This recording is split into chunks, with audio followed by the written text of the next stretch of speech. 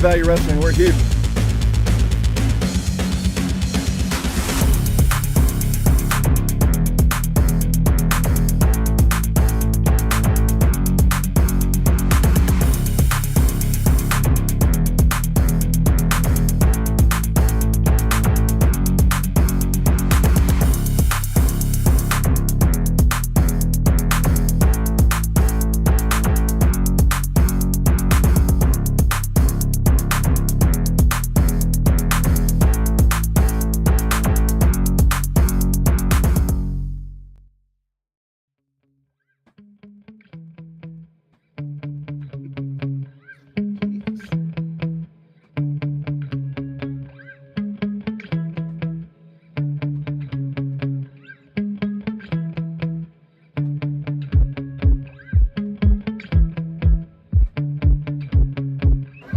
It's your boy Miguel Z with the Value Wrestling New Japan Rebound Podcast. I've got a guest for you folks at StocktonCon.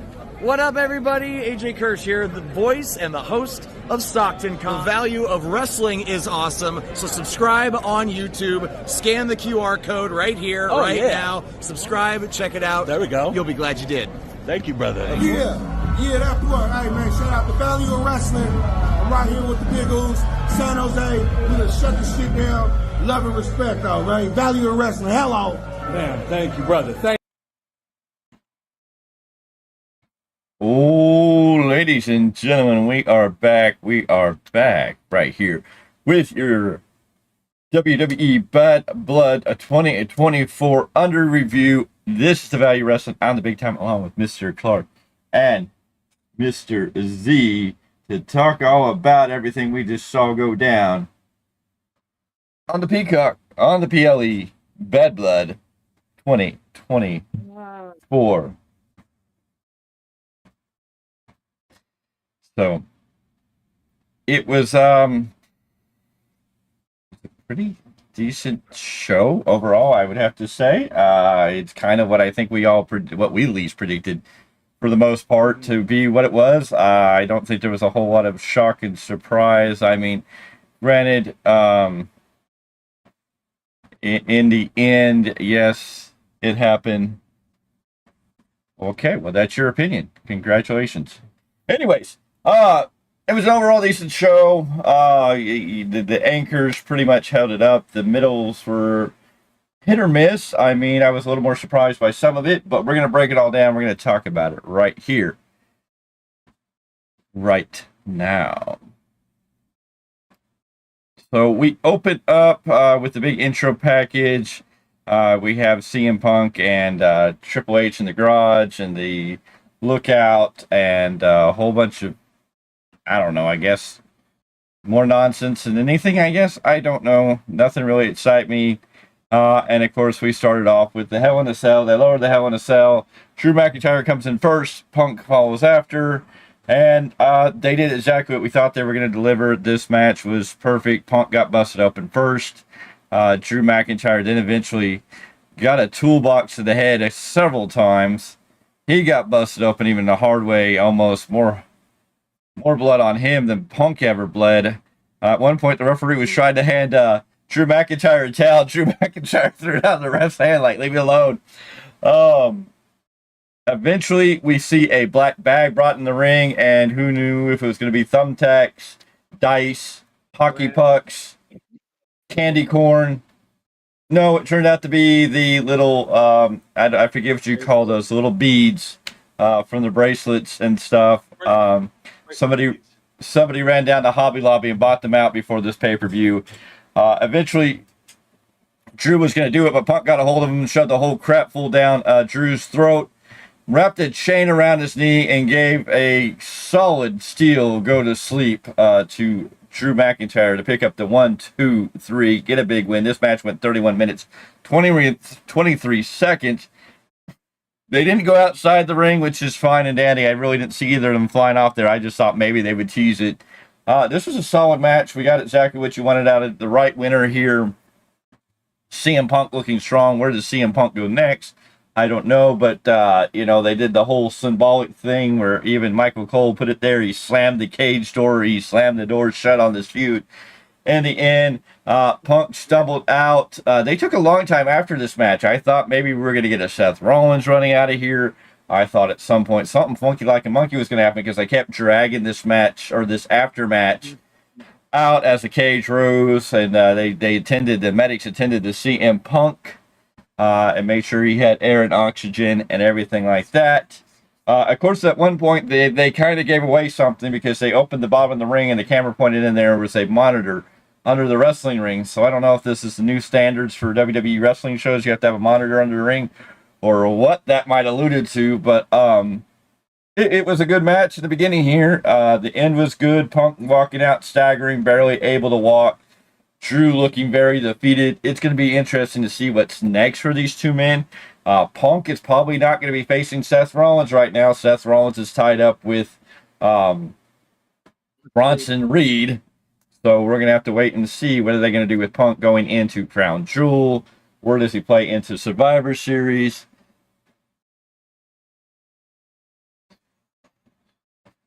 Oh, how long will Solo have the UFO? I don't know. That's a wait and see how everything's going to go. We just got into the next inning of this game, and so it's going to be very interesting how that's going to play out. We just need the wise man to return at this point, but it's going to be interesting to see. Thank you very much, Little Fettuccine, for your statement there. Anyway, gentlemen, what did you think? We'll start with Mr. Clarke on the Hell in a Cell match. Not so much a critique, but just an observation. Both the first match that we're talking about now, as well as the main event, kind of had that 80s slow, methodical anticipation style, which I thought was kind of interesting because we're so used to the modern style of wrestling, which is a bit faster paced. And like I said, it's not a critique; it's not a bad thing. I just thought it was interesting. I thought it was interesting too. That they started off really slow. Drew and Punk, they didn't lunge right at one another. They took that time to build there. Really feel the crowd, really stare holes into each other. Yes. But yeah, man, it's everything we thought it was going to be. Well, okay, not entirely true. I thought they were going to go a little more extreme, but I don't know if it would have done the story any better. So No, I'm not mad at it at all. I'm not mad. Happy with what we got tonight. Yeah, I'm not mad they didn't go outside the ring. I thought maybe something would happen. We get a little bit, but I mean the story they told in the ring and the way it all came out. Both men came out of this match looking strong, and both of these men are, we can't wait to see what's next. We have to see how Drew's going to deal with losing to Punk like this, and Punk and the way he hobbled out of the ring. He forced his way to walk out of the arena on his own, trying to prove a point. There was a lot even in the end when they were milking this. And CM Punk, stumbling and then still wanting to walk out on his own volition. There is a lot there to still unpack, too. Mr. Z. It kind of goes into the story of if he kind of still, we don't want to call him Brittle Phil, but, he is older and he's not as young as he used to be. I think that's a part of what that story is. Yes. Mr. Z, your thoughts? That match is exactly what we hoped for. It was a blood feud coming to an end. I really liked that they did just milk the hell out of it for the first 10, 15 minutes of it. They were just, like you said, filling out the crowd, seeing where they're at. A few weapons here, a few weapons there. It really took its time to build till that very end when we got the final pinfall.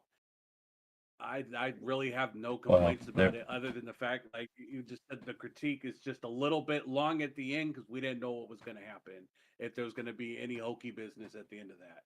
I think the end played a great story, though. It just showed CM Punk saying, I'm going to walk out of my own volition, that he did what he came in to win and walked out. He didn't want to go out carried out, which is a lot to say there. And I think the other thing was there was a lot of near falls and there was a lot of beautiful Drew hit the GTS or hit the Claymore, but Punk rolled out of the ring. Punk hit the GTS on Drew, but Drew rolled out of the ring. This constantly back and forth. I mean, they really made you. Drew looked totally strong here.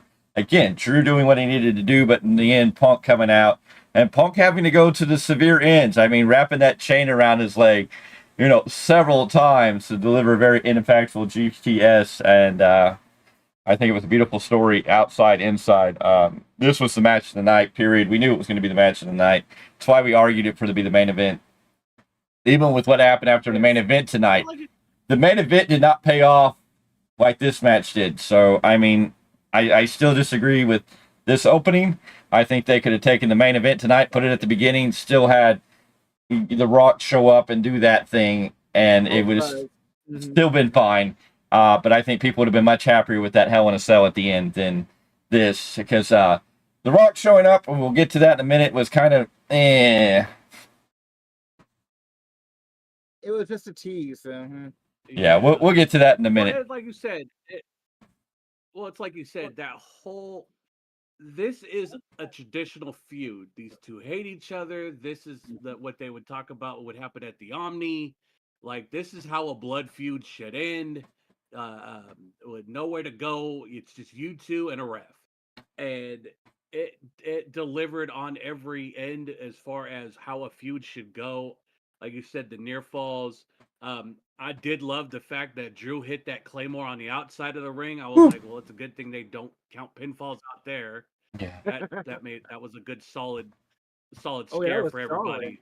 Hell, when Drew went, it's just everything about this. Go ahead. No, go ahead. Finish your thought. Yeah, with everything that happened in this match, there is no reason why this shouldn't have been a main event. The fans would have went home happy. I did love the fact that they didn't have to go outside and on top of the cell. You did all the damage in the ring, outside the ring, and near and around the cell, and everyone was still happy about it. No, it was good and solid, and I think the one thing that we talked about, when Drew went for that Claymore and Punk stepped out of the way, he landed on his back on those metal stairs. I mean, he took, my back hurt. My back cringed when he hit those stairs before he took the mouthful of beads and then the GTS. Oh, boy. He took a brutal hit. It's not the first thing you hear when your sister-in-law calls and all you hear, right when that happened, my sister-in-law called, and the first thing my sister-in-law hears me on the other side of the phone going, holy shit. Yeah. She's wondering what's going on. That one had to hurt. Anyways, this was the match of the night, no doubt about it. Nothing topped this match. This match was a beautiful story, was a beautiful wrestling match, and was a great way to end the feud. Should have been the main event, period. From there, we rolled into a match. I don't think anybody had the energy. There was a couple of pops. The biggest pop in this whole match was for Tiffany Stratton, who wasn't really involved in the match. Bayley versus Nia Jax for the Women's Championship. This match, I don't know what you... It wasn't anything wonderful. It was, I think coming off the last night, it was already kind of flat. You come into it, Bayley kind of doing what she needed to do. Eventually, the ref gets knocked out because Bayley drops Nia Jax on the ref, so the ref took a vicious bump. Tiffany Stratton came down and beat down Bayley with the suitcase, then dropped the suitcase in the battle, and then the referee picked up the suitcase. It looked like she was going to cash it in. Nia Jax ripping off the Undertaker, sitting up like she's, hearing the bells toll. And looking at Tiffany Stratton like Tiffany was trying to do something. There's just too many shenanigans. In the end, Nia Jax hits the Annihilator on Bayley. It's what we knew was coming, but it didn't really do anything for anybody. I don't feel like this win did anything for Nia. I don't think this did for Bayley. The teasing cash-in is kind of going to be a repetitive redundancy that's going to maybe get annoying if they don't just step it back. These, I'm going to cash in, maybe, or accidental cash-ins, or what looks like she was cashing in, but maybe she really wasn't. They're doing it too much. It's the only thing. Here, I kind of get why, but it's like, nah, I don't feel like any particular part of this story felt more interesting after this match. I just felt like, okay, next. Mr. Like Clarke. I said, we called it last night, so I don't really know what there is to add to it. I don't know. I mean, the whole thing with the Money in the Bank now, it's like, because we've seen it both on the men and the women's side. The constant, am I going to cash in or not? So they're going to lean into that just as a crutch at this point. And I understand that, but they're doing it a lot with this one. It's like every time they come out, there's some of this little bit of and it's just kind of like, okay, pick your spots to make it better, but I mean, it's like, yeah. Actually, they pick their spots better. You're right. Mr. Z. With all due respect, Nia, please stop sitting on your opponent like you're Yokozuna. You're not. You don't hold a candle to him. She even did the whole fully arms bit out. Like, oh, Thank hell you. no. Exactly. But you understand. But we called it. You understand she's part of that bloodline.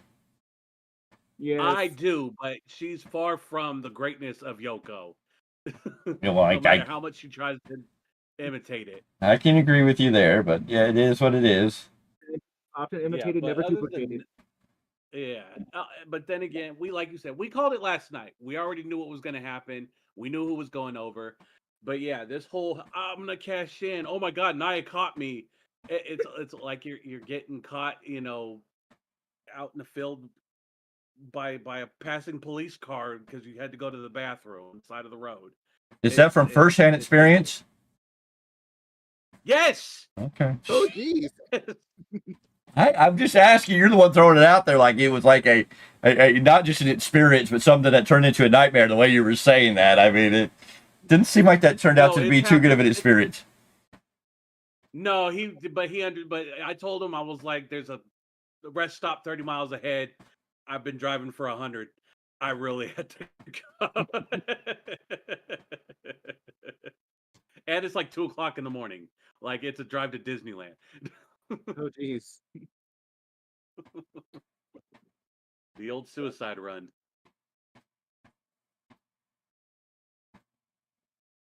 Yeah, then there's this next match.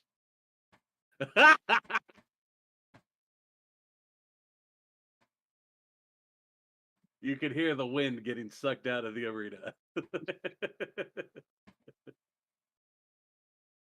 Anyways, you had the Finn Balor Damien Priest match. The outcome not so great, but it was a decent match. I mean, I have to give credit. Both these guys brought a really, really good match. The fans came alive for this match. They were chanting a lot of stuff.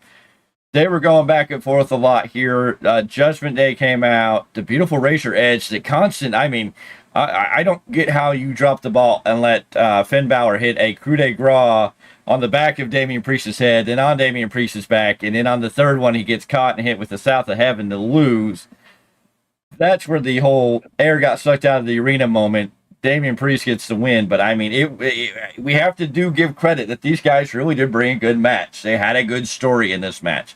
This match was good as a wrestling match. The part where Finn Balor lost for no good reason, giving Damien Priest a win for nothing. Like, again, now, what is Judgment Day? Where does Judgment Day go from here? Finn Balor is... It's the Three Stooges of wrestling. Oh, through the river. Exactly. You can keep digging now.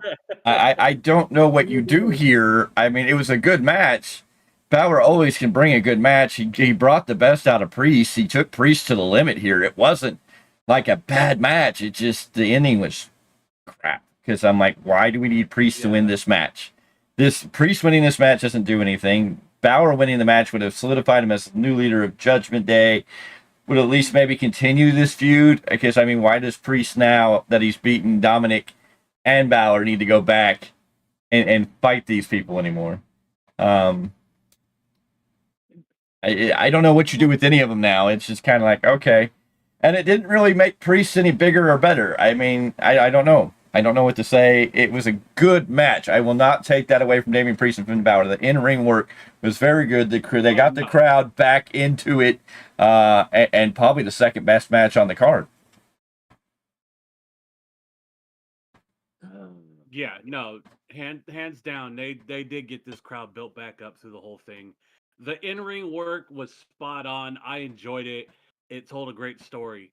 But like you said before, you let Priest hit so many coup de grace and still lose. Even with Judgment Day coming out to help him, like I said, it just Priest buried a hole and just took them all in it. Priest fought off JD McDonough, Carlito, and Finn Balor to win. It's just like That's what I don't said. know. Oh, through the river. As long as Priest doesn't start doing this, I think we're okay. Jeez. Hey. I don't know. He's becoming that. He's not. almost on that level of Super Cena. I don't know if he's becoming the face that runs the place. But I mean, after this, I'm kind of like, he beat 3 guys. Again, it's like Judgment Day's the biggest joke. I'm like, They had a chance to rebound and revamp, and they, for whatever reason, will not pull the trigger. I don't understand that. Oh, Damien Priest would have been fine taking the L here. He wouldn't have lost any popularity. They would have had a story to continue. Now it's just like Judgment Day look like fools completely. Like there's no redeeming factor here. I don't know how you rebuild them. And usually I'm the positive one. I'm the one that says, "Oh, just give them time and give them some wins." I can't. This is like AEW all over again. Except for it's just Whoa. Hey, now watch it now. anyways, Be careful about calling that out. after this match, we got a announcement. Triple H came out and let us know that at Crown Jewel, we are going to take the WWE Men's World Champion, and face the WWE Men's Champion. So Cody Rhodes will be taking on Gunther in a match at Crown Jewel, and then Nia Jax, I am assuming, will be taking on Liv Morgan at this point. Unless something's going to change, we'll have to wait and see, but that's what's going to happen at Crown Jewel, and they're going to get a title. And he revealed this title with, I forget how many carats of diamonds in it. The things I noticed about it was a little over glittery for my taste, but I get it because it was gaudy. Okay, it was very gaudy. I'm like, I get it. Look where they're going. Going. That's why. It's the Crown Jewel is the event, so I get why there's a bazillion. But I'm like, this thing looks ugly. The only other thing I noticed about it, it looks like the same as the AEW World Title, the same 3 sets. It has that same shape. Yeah. I was like, that looks a little bit like the AEW shape. It just looks very gaudy. And I'm like, is there something subliminal here? But I'm not going to put it out there into the world. But even though you did. It's it was. See, that's how you do a jab. You subtly take that dagger and be like, That's "Look, true. Tony, I can do it better than you." That's okay. We know Mr. No one. Mr. Z can take the grind. Mr. Z can take the grind with the choppy choppies. But what about you, Will? Can you do the grind that Mr. Z does? Anyways. Yeah, no. The belts look nice. I gotta sit there. I wonder where TKO gets their belts made. You thought this thing looked nice? It did look a lot like. It looked nice to me for the event that they're doing. It looked nice. I get it, but it wouldn't be something I personally would add to the wall. I get it. I would never buy that belt, and I want to buy some belts. It looked like what I figured you might see a Kardashian wear this, or a Paris Hilton wearing this type of belt. You know, Chima. You want to put Chima on that list? I mean, by God! I mean, remember, we may see him tomorrow. I don't know if he'll be at the event, but you'll definitely see him on the 20th of October. Oh yeah, he'll be there tomorrow. It's Heel Chima tomorrow too, so we already know what we're chanting. Oh yay! So, anyways, they introduced this new title, and then he got interrupted by Gunther. Gunther wanting to celebrate that he's all these big things, and of course, throughout the night, we were introduced to Hall of Famers and big people. So we know that Mickie James was there, Arn Anderson, Tully Blanchard, the Brainbusters were there, X-Pac was there, Big Papa Pump, Scott Steiner was there, DDP was there. Of course, he lives in Atlanta, so I mean that's not a big surprise there. They showed all the names, and of course, Goldberg's there. Now, Goldberg lives in LA. Of course, his history and his story is that he's from Atlanta, so I wasn't surprised he was there. So I was like, that's interesting. If Goldberg's there, and I know Goldberg is kind of like a Steve Austin, these other people are there, and they probably have other jobs. I think Mickie James is married to Nick Aldis, so we know why she was already there. X-Pac will do anything to get on TV, so we know why he was there. Arn Anderson and Tully Blanchard are probably working as coaches or part-time positions in the back. We know Arn Anderson's relationship with Cody. And we know DDP has a connection with both companies, and his DDP yoga, and of course he works with Cody. Yeah. So, I mean, a lot of the people could be explained of why they were there. Nobody can really tell me why Goldberg was there, because it's not like he lives in LA. I don't know of him filming anything. I get the history and the nostalgia, but I'm thinking WWE has a plan here. Anyways, Gunther comes out. He sees Goldberg. He clarifies that Goldberg wasn't one of his favorites growing up, and asks Gage if Goldberg's a better daddy than a wrestler. Goldberg gets up, climbs over the barricade. We thought we were about to see Goldberg and Gunther, you know, I don't know why Goldberg didn't just start spearing all those little itty-bitty security guards. But anyway, Sami Zayn came out of nowhere, attacked Gunther, yada, yada, yada. Stories there. Afterwards, Gunther's leaving. Sami Zayn chases him off. Triple H has Goldberg in the ring, raises his hand. Goldberg looks in the camera and tells Gunther, "You're next." So I have a feeling Kevin Owens attacked Cody Rhodes after Bad Blood. It's in a Twitter video. Yeah, I was looking at that a moment ago. I hadn't. There is a Twitter video where Cody and Kevin Owens are fighting outside of a car. And that's Nick Aldis, I think. Anyways, okay, Kevin Owens gets his car. Kevin Owens is turned on Cody Rhodes. He attacked Cody Rhodes after the event. Yeah, I just seen that right now. So, it's something that's out there. Share it right now to the chat. And in other news, the Murder Hawk Monster has joined, looks like everyone's favorite clown with Will Ospreay and that whole group. What? I'll send it to you. It's just go ahead. Okay, no, well, you put it out in there. You got to clarify. The Murder Hawk Monster Lance Archer has joined the Don Callis family, or is just teaming up with Will Ospreay? It looks like he's joining the Don Callis family. Exactly. Yep. So he's not really joining Will Ospreay. He's joining the Don Callis family, because Will Ospreay, if people don't remember, Will Ospreay got released from the Don Callis family. It was a favor. That's why Don Callis called back a favor. So Will Ospreay's not technically a part of the Don Callis family, even though Don Callis uses him for his own game.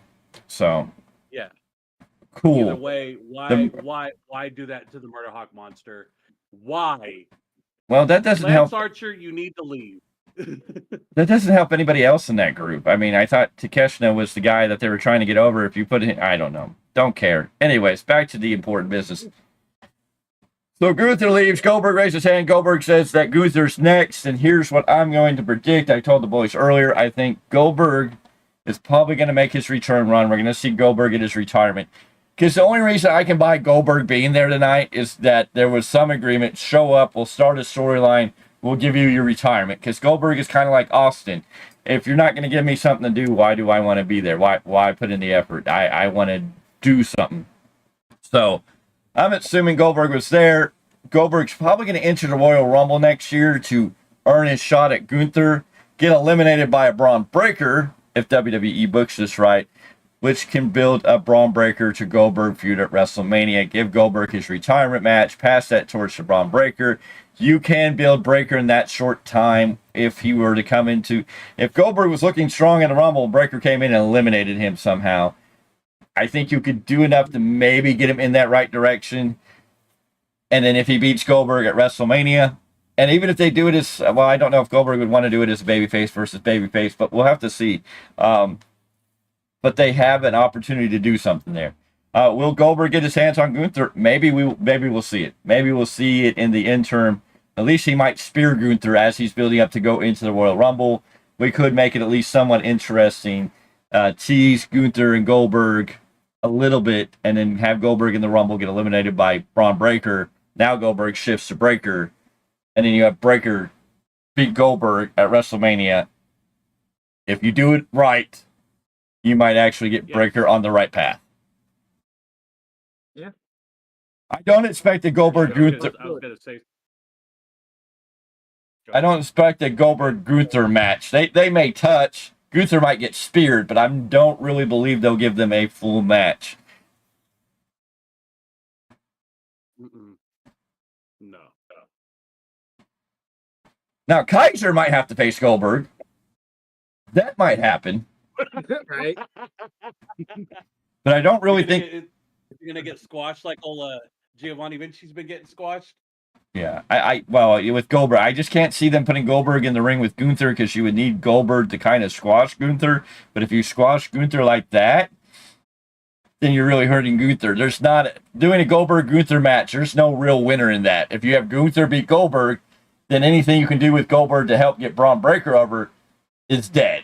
And if you have Goldberg beat Gunther, you almost have Goldberg beating the Fiend in a way, and its taste is not there. So it's like I don't think if WWE is smart, they can let Goldberg spear Gunther at some point, building up to him getting in the Rumble. You know, Gunther should get speared by Goldberg and then basically do like he does with Sammy, like I'm not going to fight you, I'm not going to fight you, and then he sent out Kaiser and Goldberg gets his way in the Rumble somehow. That should be the story, and then you shift it to Breaker in the Rumble. Goldberg and Gunther in a match. Yes.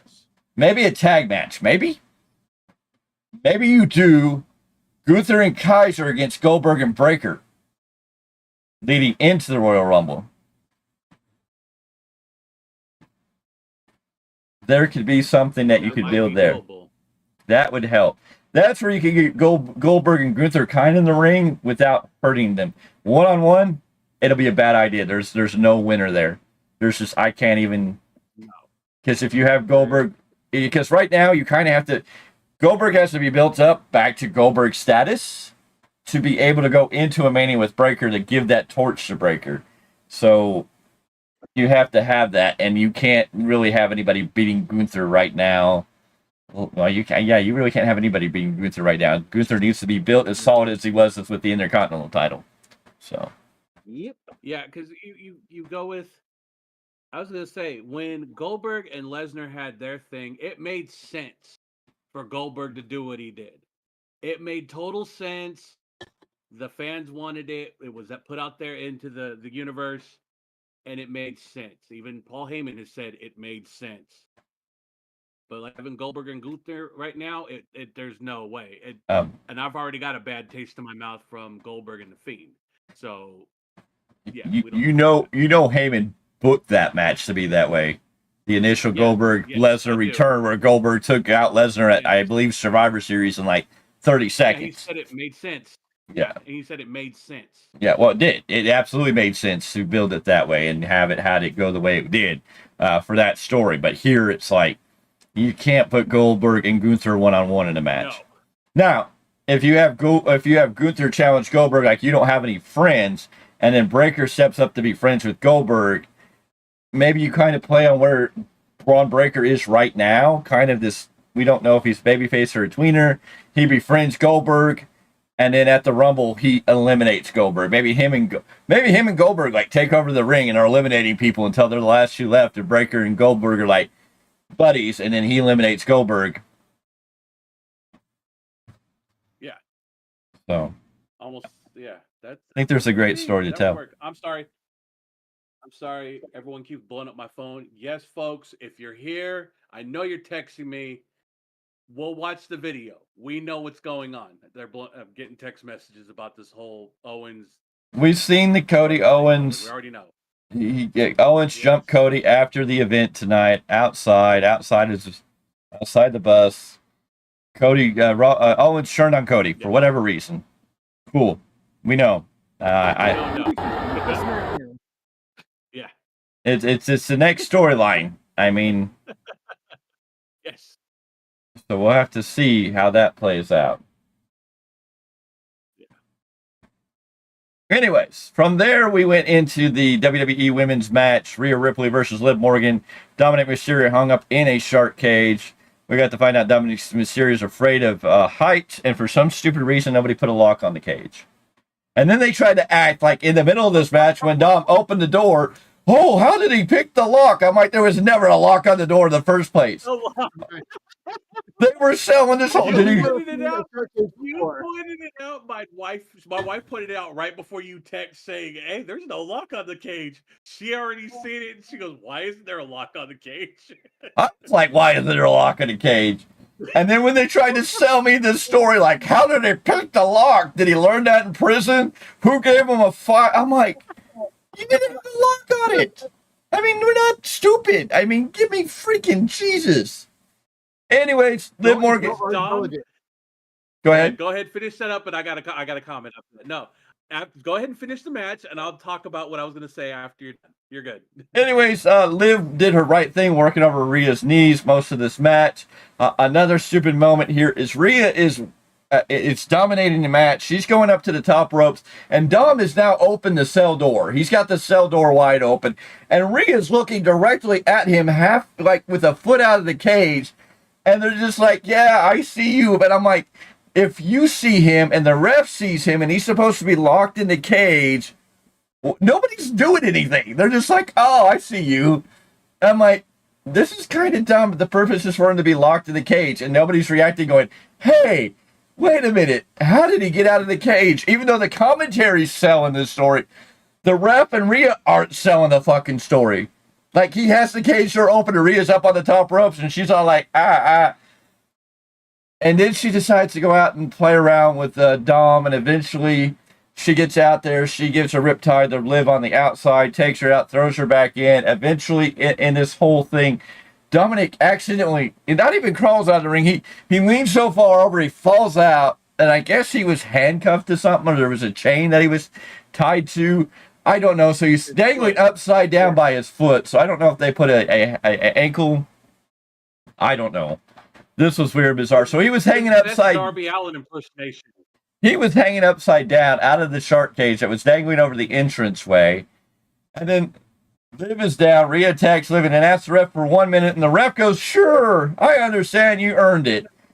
So the ref decides not to count Rhea out as she grabs a kendo stick and tells herself happy birthday as she beats the pinata called Dominick Mysterio. And I think, the best thing in that whole storyline is Dominick's not only afraid of heights, he's probably also afraid of being pinatas. So I'm sure Dominick Mysterio's kids will never have, if he ever has kids, will never have a pinata at the home because it might give him a little PTSD because Rhea lit him up like a 5-year-old going crazy to bust up the pinata for some candy. And then the big shocker of the night, Raquel Rodriguez returned and attacked Rhea Ripley from behind, trying to help Liv win, but somehow in this weird thing, because she attacked Rhea and then put Liv on top of Rhea, but the bell already rang because Liv had been disqualified because Rhea the interference, and it was very confusing. So I'm like, oh, okay, Dora the Explorer returned, and then I looked at her and I go, oh, wait a minute, it's now, it's Diesel the Explorer. She came out in her best Diesel cosplay. I guess she was a little early for Halloween. We know the history. Raquel Rodriguez and Liv Morgan have a history. I hope Raquel Rodriguez as the heel is far better than babyface super, I don't know. She could have played the next superhero with all her garbage. But anyways, this clusterfuck, the match wasn't too bad until all the clusterfuck stuff at the end that happened. The piano moment was a great laugh. You kind of get why, but it was kind of stupid for Rhea to be the dominant monster she is to worry more about beating Dom than beating Liv and getting her title back. Raquel Rodriguez costing it all. Hopefully this... Okay, but consider this. Consider the idea that this also continues to humanize Rhea. That she was more interested in beating Dom down at Pinata. And she felt like she had, the championship in the bag. It's like, let me mess with Dom for a minute, whack him a bunch. Birthday I'll go to and get me. Happy birthday to... Now, that would have been funny if she would have been like, happy birthday to me. Happy birthday to... Why she beat his ass. And I'm going to say this before any AEW tribalist, try-hard, jerky, Tony Khan praiser says it. Okay. AEW, or WWE is not copying AEW. This is not Mariah May and Camilla, or whatever her name is. They're not copying. This is an old story where you have a heel who has a bigger, dominant heel friend to help her out, okay? So anybody who starts going, look, they're copying them, because I can see the blonde Liv, the blonde Mariah May, the big muscly woman. I can see where people would think that crap. So, you know what? I thought you were going to go with Darby Allin being upside down. Think, that's how they're copying them. Darby Allin, Dub was on point and made sense. Darby Allin hanging upside down was a little more freaky, and you got the crowd chanting, "Please help Darby." When you have a crowd chanting that loud that they want somebody to help the wrestler that's hanging upside down, I think you've gotten a little too far on the wrong side of where you need to be for it. You know what I'm saying? I'm sure there's tribalists who are going to say, "Oh, they stole that from AEW," and I can get where you might want to write that story, but there was very two different reasons why that happened. Dom's made sense. Sure. Darby Allin's was just pointless. Dom hanging upside down with Rhea just swinging for the fences. I was waiting to hear either the organs playing or a mariachi band going off. Okay, it was a beautiful moment.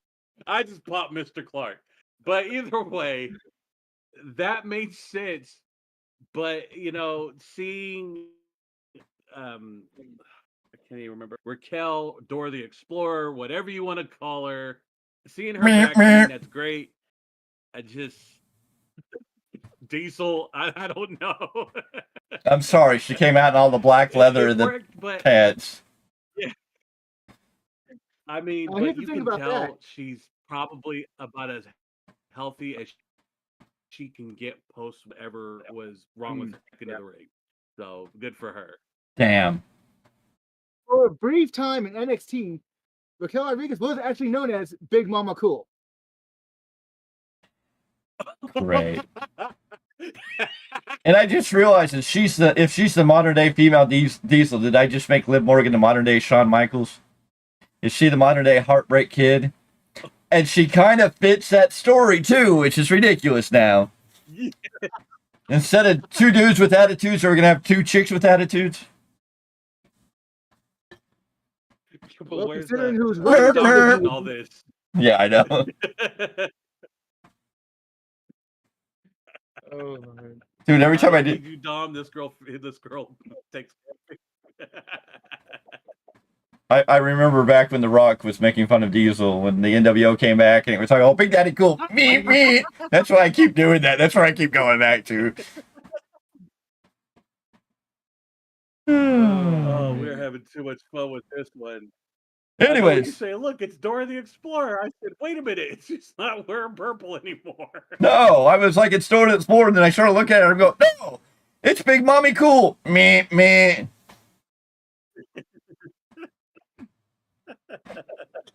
It could be Mommy versus Mommy Cool. Oh, jeez. Well, you know that match is eventually coming. Oh, yeah. Yeah. Oh, man. Anyways, the main event, Cody Rhodes, Roman Reigns versus Bloodline. The Bloodline came out to nothing. Jacob Fatu, always wonderful. We love Jacob. We will never diss Jacob. Solo Sikoa looking boring as Solo Sikoa can't. Then the University of Arkansas Pine Bluff marching band. I thought it was Appalachian State. I thought it was Georgia Tech. And then when they're like, no, I'm like, oh, so we brought the marching band from Pine Bluff that had played at their football game, had played Cody Rhodes' anthem. So they were here to play for Cody to come in. And then they brought out after they took the marching band away, they brought out a orchestra to play in Roman Reigns. So two big introductions for the two baby faces. This was a decent match. I mean, it was a good story. The back and forth, they beat down Cody. Jacob Fatu looking good as they always did. Roman coming out looking like he's on top. Roman about to take down Solo, and out comes the other members of the Bloodline, Tama Tonga and Tonga Leo. And they're there, and Roman goes after them. Eventually, Solo looks like he's going to have the control, and he looks over at the Gorillas of Destiny, and he sees a man. Even Michael Cole starts giving it away, and then he stops. He's like, Corey. And everybody's like, the camera was in the wrong angle. And then when it happened, we saw a man, and you knew who it was. Jimmy Uso has returned. He took out the Gorillas of Destiny, helping Roman win. At one point, Cody took out Jacob Fatu. He was beating him down, hit him with the crossroads. He ran through the timekeeper area. Cody Rhodes pulling off his best Samoa Joe step to the side maneuver as Jacob Fatu goes crashing through the timekeeper area. Cody finally lays him out on the table. and does the frog splash dive to take up Fatu to the announce table. He gives a salute and a point to Roman to let him know that I'm going to take care of this. You take care of the rest of it. In the end, Roman Reigns gets the pin on Solo Sikoa. Jimmy and him hug it out. He's so happy to see Jimmy back.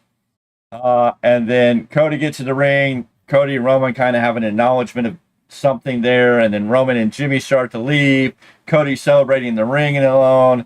The bloodline from Timu jumps in and starts to beat down Cody. Jimmy looks at Roman going, hey, you promised you're going to watch his back. He's going to watch your back. Whatever you want to do, I'm with you. Jimmy being the Angels advocate, I guess, in this one, eventually got Roman to run back in and help support Cody. In the end, Roman then picked up the world title, the WWE title, and handed it to Cody, gave respect and props. Yada, yada, yada. And, of course, we all knew the final boss was going to show up. The final boss's music hits. He walks out to the little entryway. He stands there gawking. We don't know if he was staring at giving a stinky eye to Roman, the stinky eye to Cody.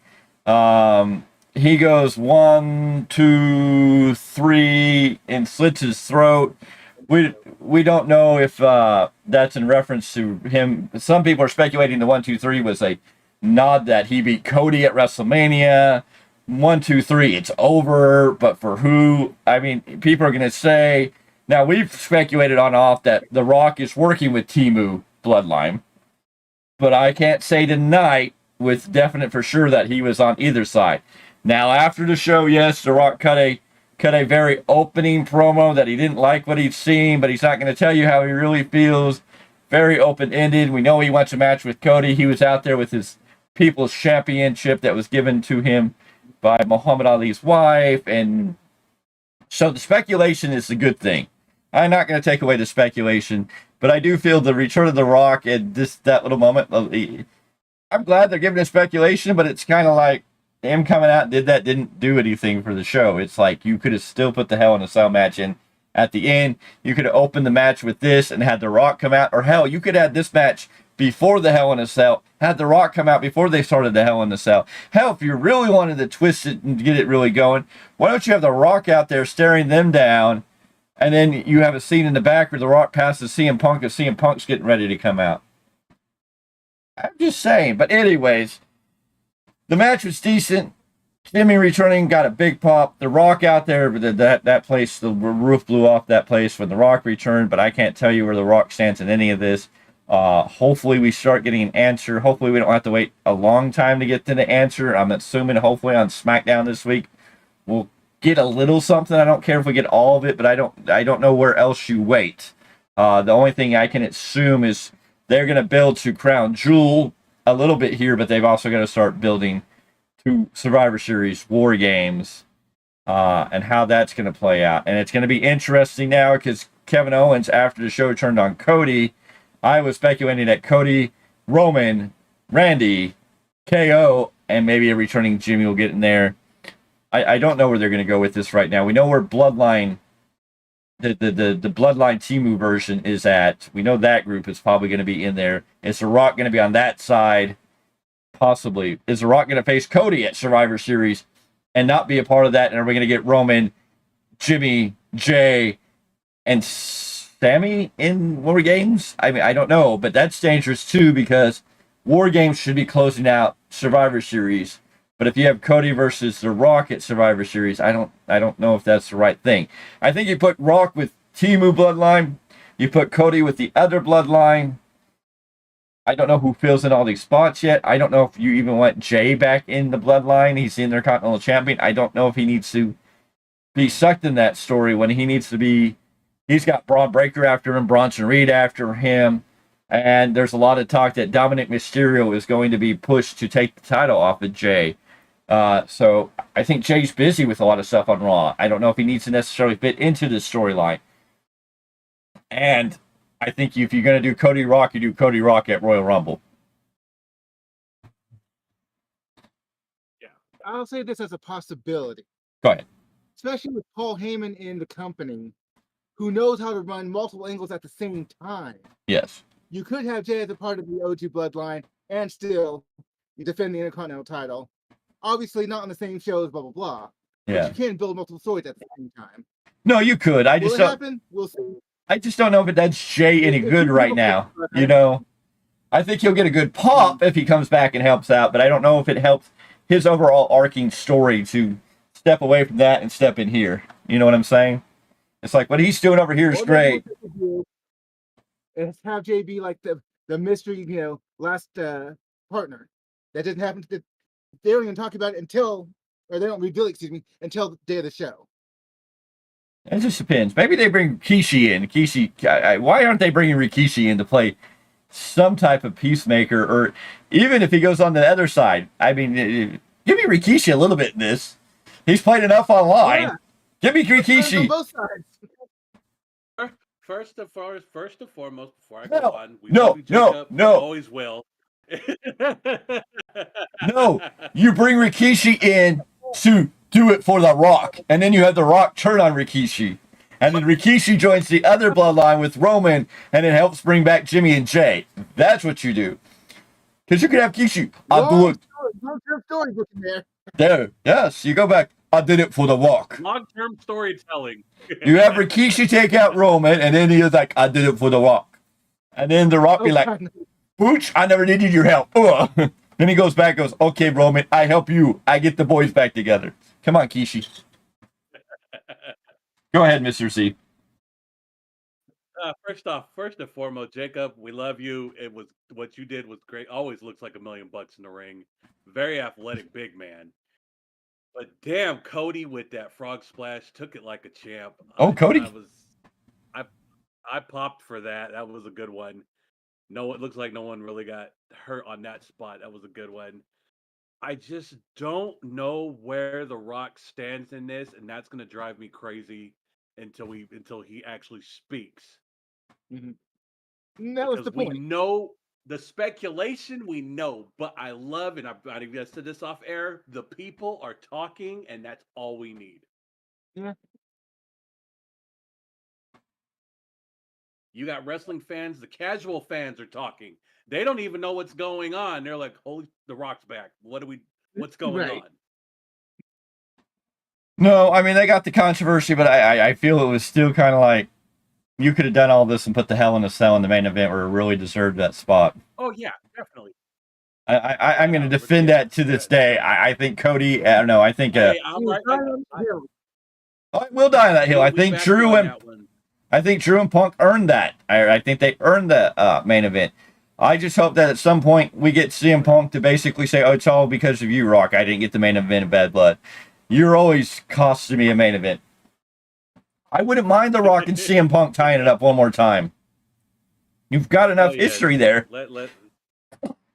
Yeah. I just... Ooh. Oh, man. What's up? Well, let's see if we can listen to this. I don't know if you guys will be able to hear it. Present those stories and how we can bring them. But Triple H responding to questions about black representation on WWE pay-per-views. Gets the opportunity. Like if Lord. I don't see the difference in anybody. I don't see the color. I don't see the nationality. I don't see any of it. I just see talent. I don't see the difference between men and women. I see talent. We tell stories with those talent, how they can handle those stories and how they can represent those stories and how we can bring those stories forward. So, no different than, So that's basically, Triple H basically saying, I mean, and people are going to say, oh, he's saying the same thing. He's saying, I don't see color, I don't see men or women, I just see superstars, I see wrestlers, I see outdoors there's going to do the job.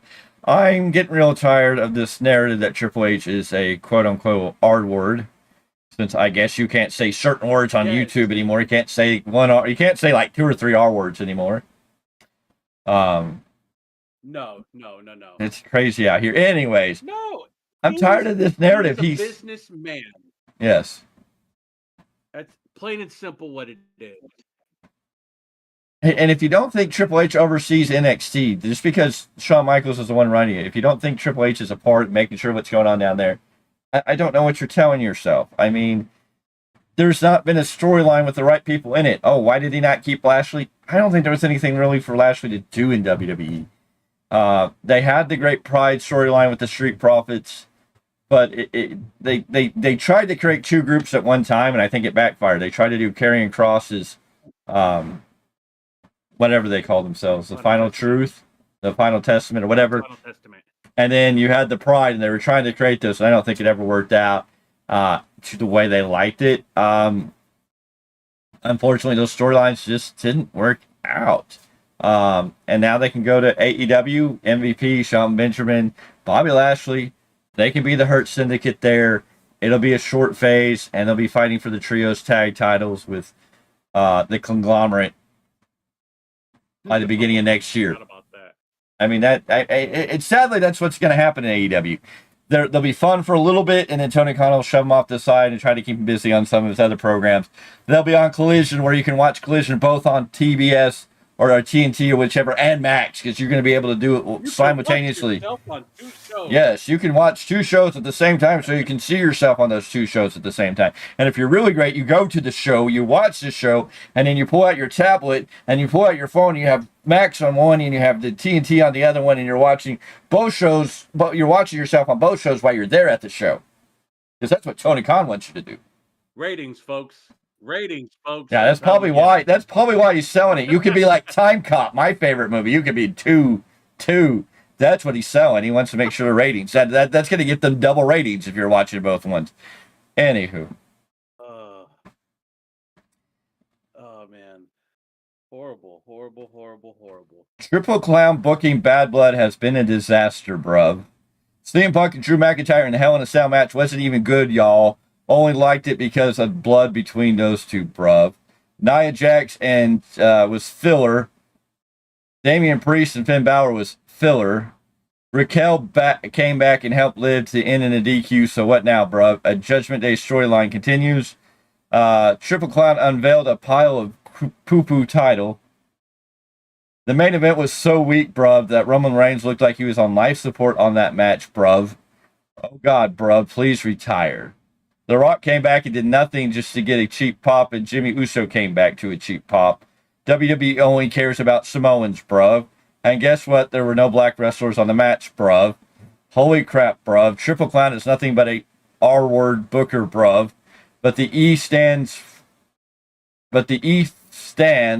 don't care, bruv. WWE Bad Blood is most crappy PLE so far. Oh boy. You bruvs, Wrestle Dream is going to be massively off the chain, bruv. Tony Khan is going to be cooking up the best show, bruv.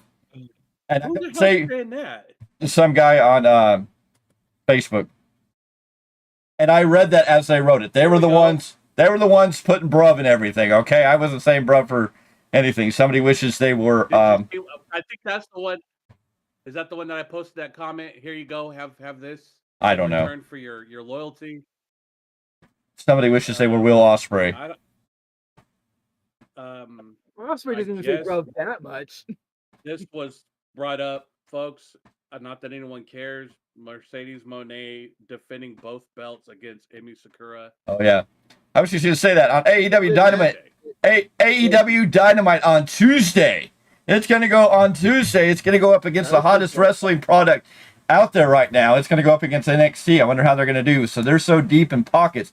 They're going to make Mercedes Moné defend both belts on this show. My only question is, will this be one of those where they have to do it in the first, she has to pin to get both titles in the first 20 minutes? And can I ask Dax Hardwood? Dax Hardwood, why do you have such a hard-on for Tony Khan? When MJF says, I read this trying to figure this out, and FTR, Dax Hardwood, and I love FTR, but this man's got a hard-on for Tony Khan, harder than Tommy Lee had for Pamela Anderson. But he goes, MJF goes, I couldn't read this because the match was, Okada versus Bryan, and the Continental Crown title was on the line within the first 20 minutes, and he had to bring up some match from 1980-something, like, oh, I guess nobody watched wrestling back in the 80s when they did this. I'm like, I've never heard of this match type where you had to win the title in the first 20 minutes, but whatever. It's just like Dax Hardwood. If you talk anything bad about Tony Khan, I'm going all week. Please block me, Tony Khan. I'm begging you. Just block me and get it over with. I can't do this. I went off once yesterday. He gonna give me a heart attack one day. Ah.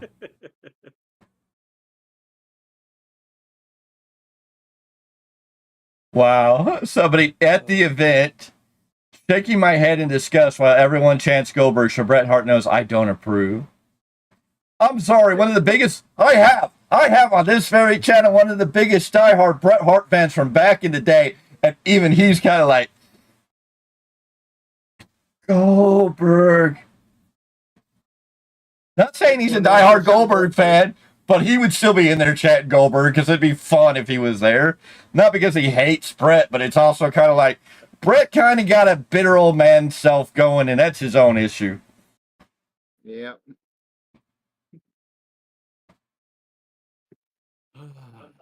I just don't. I don't know. People drive me insane at this point. Oh my God. WWE copying AEW. As we see an image of MJF beating Will Ospreay and eating the air oxygen mask after the match, and then they show that it was CM Punk doing the same thing. Whoopsie bloody. Oh my God, people, wake up to your life. Go watch some of this old wrestling.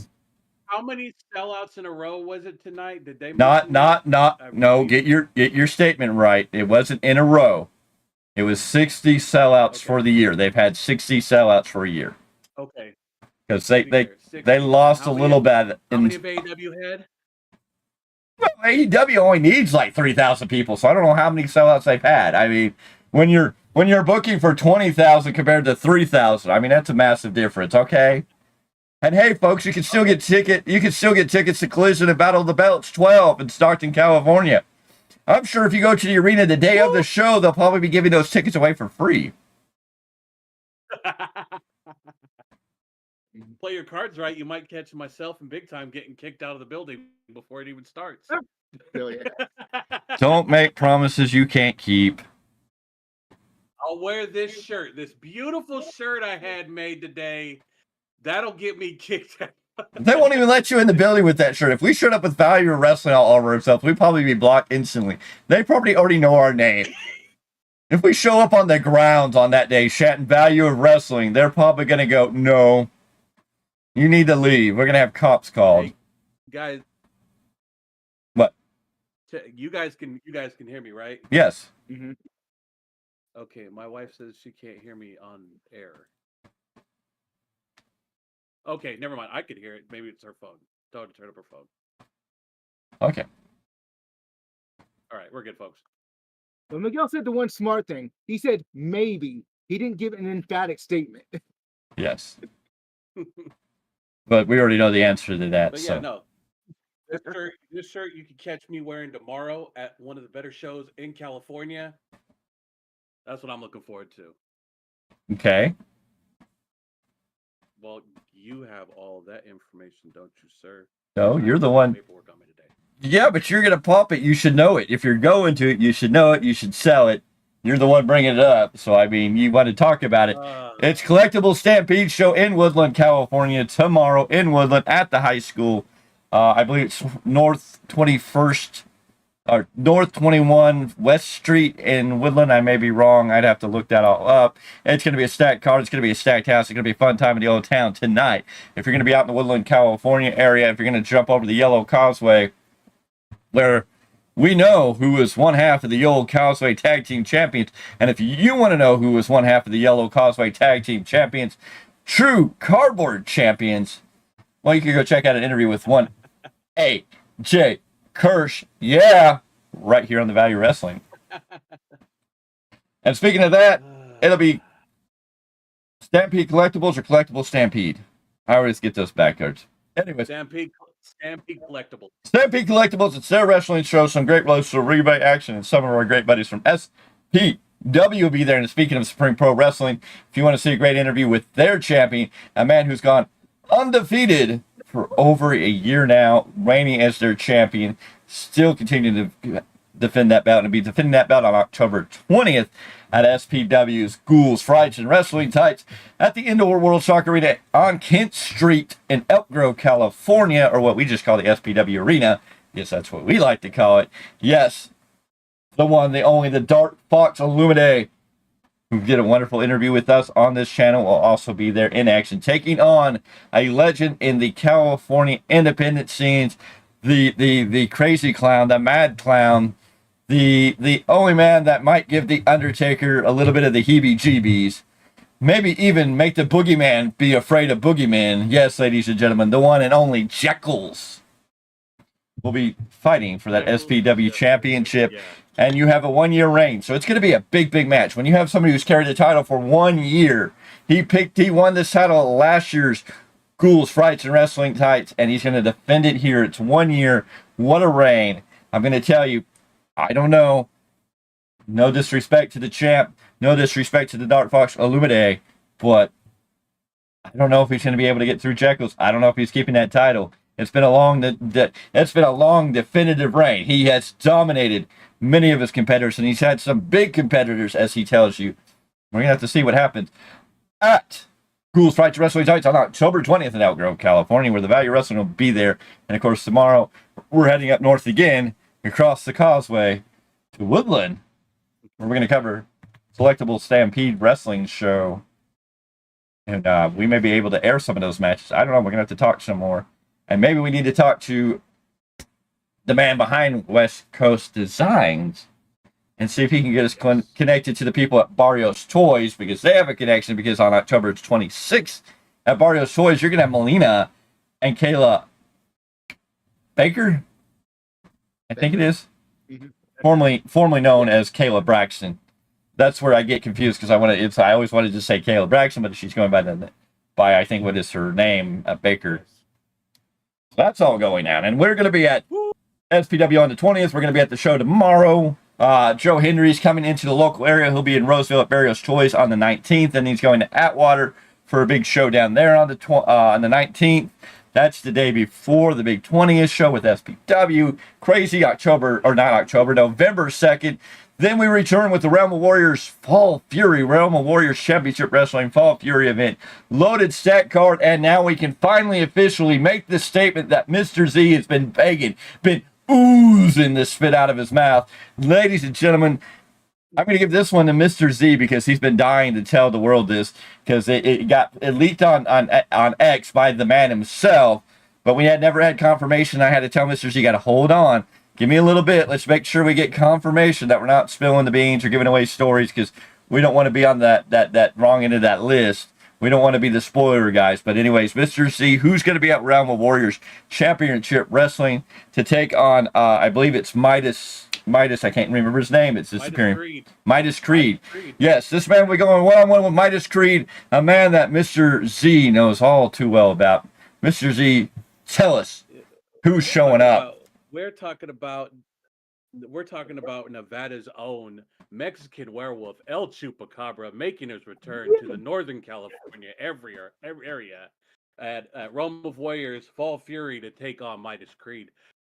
We haven't seen El Chupacabra in a couple years at least. He hasn't been coming out this way. He's been in Oakland for Hood Slam every month. But this is a very big deal, folks. You want to come and see this match. Not only is Midas Creed a great competitor, but El Chupacabra is a solid luchador. You're going to have high-flying action, folks. You do not want to miss this match.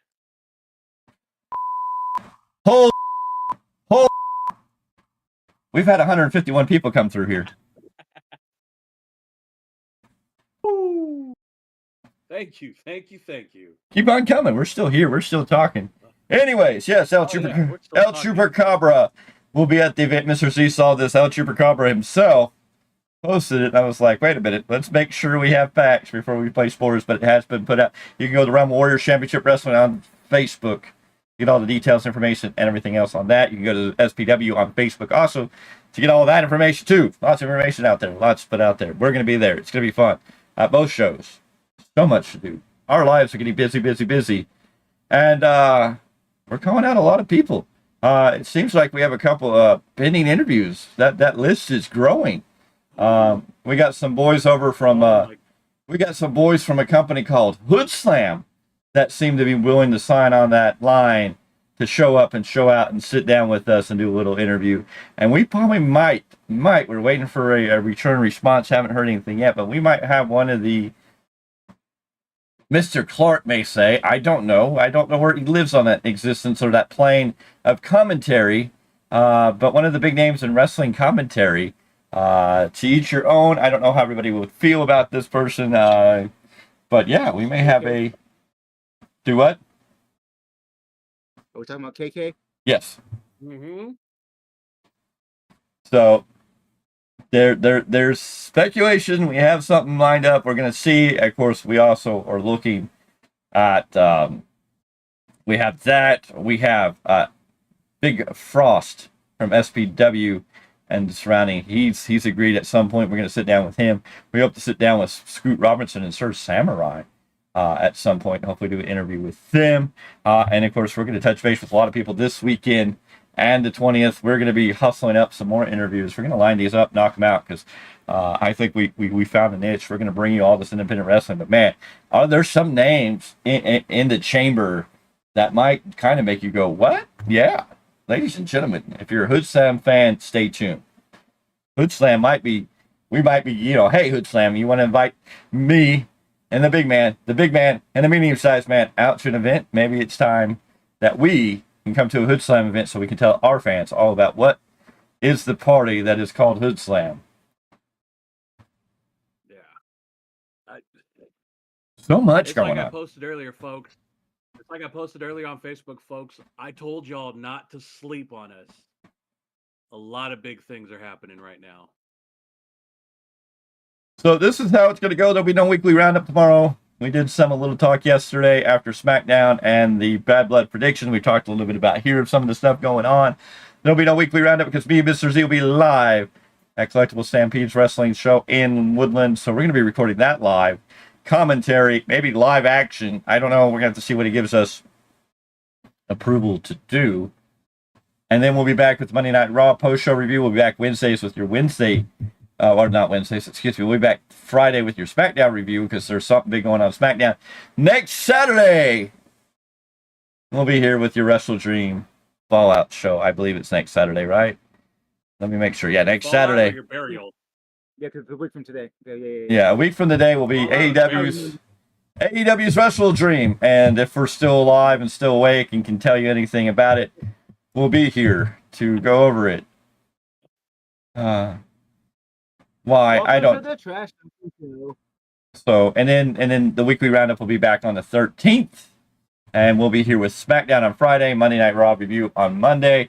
Tuesdays, ladies and gentlemen. The New Japan Rebound podcast returns to YouTube on Tuesday. You can see it in two places at once. It'll both be on the Patreon and on YouTube. So watch it on both because Patreon's free, YouTube's free. You can watch both at the same time. You can watch the same show in two places at one time, like Tony Khan's favorite movie, Time Cop. You don't know what Time Cop is? I don't know who does, but Google it, as Tony Khan would tell you. So the New Japan Rebound podcast will turn Tuesdays on YouTube. It'll also still be on the Patreon on Tuesdays.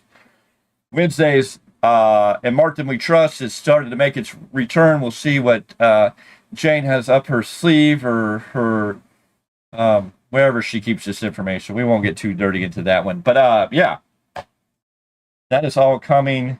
Wrestling Collectibles probably coming out with another episode. I know I haven't put a rant out because there hasn't really been that much to rant about because we're also so busy. Oh, the big news, ladies and gentlemen, I'm sorry to tell you, but it has been official. 365 days officially of this date in wrestling history. We've hit the end of the road, and it's a sad day in the value of wrestling history. As we put the rest, we put the nail, we shut the door on the final episode of this date in wrestling history. We thank you for tuning in. We thank you for liking it. It is hard to take 60 seconds and shove as much information as you possibly can about this date in wrestling history. And I know some days it was really fast. Some days it was an overload of information. And some days it was what it is. But I mean, I challenge you to go make a 60-second video every day for 365 days and tell me that every one of them is going to come out perfect. So I'm telling you what. Oh. And you get sick a couple of times during that because there was days I was feeling like crap, dog sick, and I was still on here. I gave you 365 days. Now what I'll probably do That's what it sounds like. Jeez.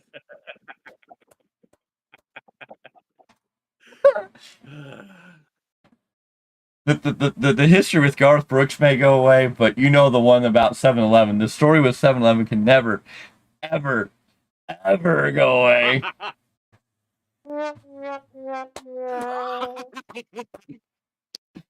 Oh.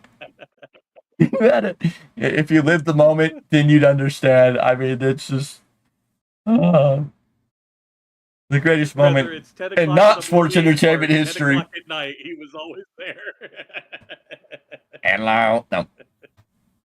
Hello. Hello, darkness, my old friend. No, anyways. Oh, Lord. Ladies and gentlemen, the Value Wrestler, we're always here having fun. But man, yeah, I think what we're going to do is we're probably going to turn this date in wrestling history into a week where I can give you a little more details.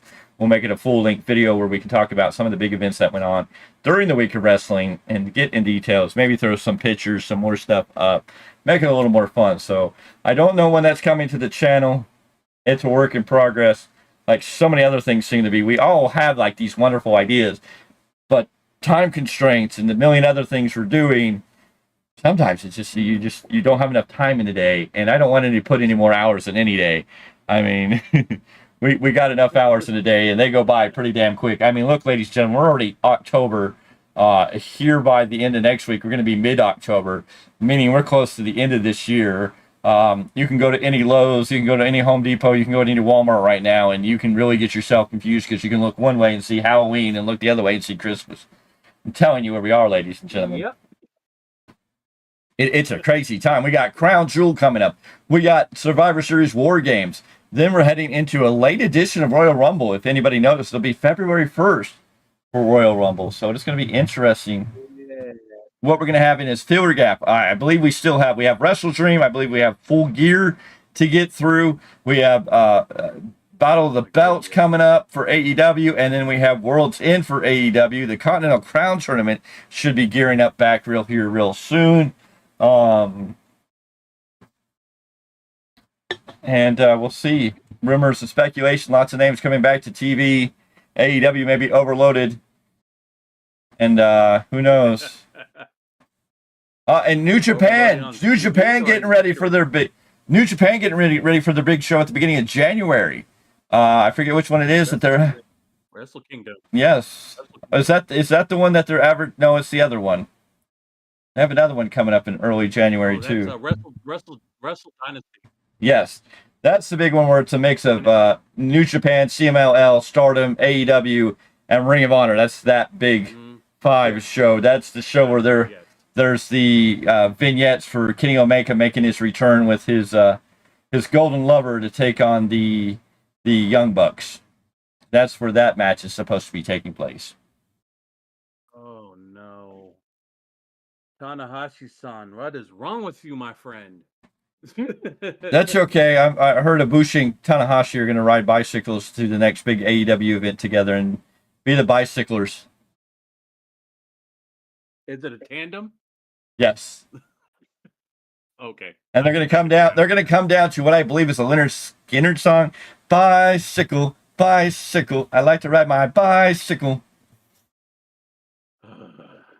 I may be wrong, but hey, I went there. That's horrible. That is horrible. You have to blame Tony Khan that he's burnt that image into my mind. That's how badly he scarred me with that. We've given you several opportunities to go check out something better. I told you and guys you have not taken the initiative to find something better. Oh, with so Ibushi. So what you want me to do? Okay, thank you, Tony Khan. I should go Google it. YouTube it. Hey, it's okay, folks. I heard Collision was a banger of a show tonight because, I mean, we had Chris Statlander in action. You could watch Nick Wayne take on Commander Hologram in action and Andretti in a four-way match. The Grizzled Young Vets lost to the Outrunners. Oof. Well, the Outrunners are the number one selling merchandise in AEW right now again. Willer Yuta took on Mr. Z's favorite wrestler in AEW right now, Beef. There is a wrestler by the name of Beef right now. Yes. And Will Nightingale took on Trisha Adora. The Premier Athletes took on the Conglomeration. Darby Allin took on Johnny TV. Somebody finally scooped him out of some basement somewhere and asked him to do a match. And then the main event was a three-way tag team match between the House of Black, Type Flight, and Private Party. The least important tag teams in AEW history. Oh my goodness. That's We're just gonna start bashing on AEW. Can we go ahead and end this show? This is supposed to be about Bad Blood. It's a hell of a good Hell in a Cell. Jimmy Uso returned. The Rock made his return. Lots of great stuff coming out for WWE. You need to stay tuned. We got to see what's going to happen on Monday. What is going to happen with Liv and Raquel Rodriguez. Diesel the Explorer. We have to figure out that. Damien Priest and Finn Balor. Are we going to continue that storyline? What is going to happen with Judgment Day? Are we going to flush it down the toilet? I don't know. Of course, Raw is stacked as we're going to have Sheamus taking on Pete Dunne in a Donnybrook match. And there's another match that I can't think of other than the world title match between Gunther and Sami Zayn. There's a third match that's not coming to my mind at the moment. Right. But let's also remember, Raw is now 2 hours. Yes, as I understand it, Raw should be 2 hours on Monday, so that should be a whole lot easier to intake for now. But it should be returning to 3 hours in January. I keep hearing back and forth. All right, it's all right. And of course, gets to go on a little earlier, which is good. Well, yeah, you talk about that, but there's still push that it looks like SmackDown will probably be 3 hours at some point on the USA Network. Whew. Can you imagine that? 3 hours of Raw on Netflix, 3 hours of SmackDown on the USA Network. Well, Tony Khan was supposed to bring us 3 hours of Dynamite, so I mean, I don't know if I man, if they take both Raw and SmackDown 3 hours, I'm afraid Tony Khan would want to push, and they probably agree to give Dynamite and maybe even Collision 3 hours. I don't know why they give Collision an extra hour. Oh, you're making my head hurt with this. I love wrestling. I don't know. I don't want to get burnt out on it though. Hey, you can watch wrestling every single night of your life now. I mean, there's wrestling on Monday, Tuesday, Wednesday, Thursday, Friday, Saturday, Sunday. Between Ring of Honor, yes, NWA, TNA, and everything else. I heard OVW's finally got airtime somewhere too, and they've been regional for a while. I think, yeah.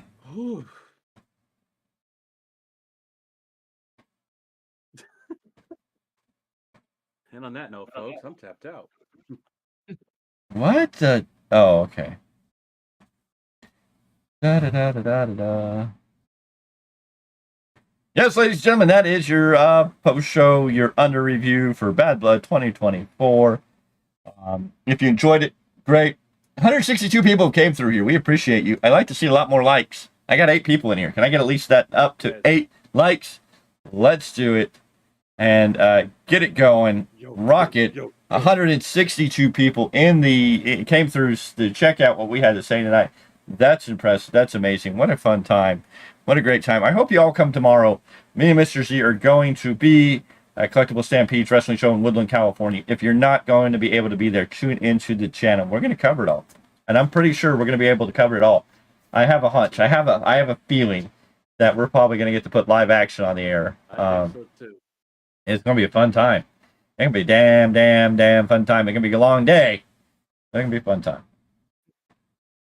And then we'll be back with Monday Night Raw. And so much more. It's never ending. What? I said lots of coffee tomorrow.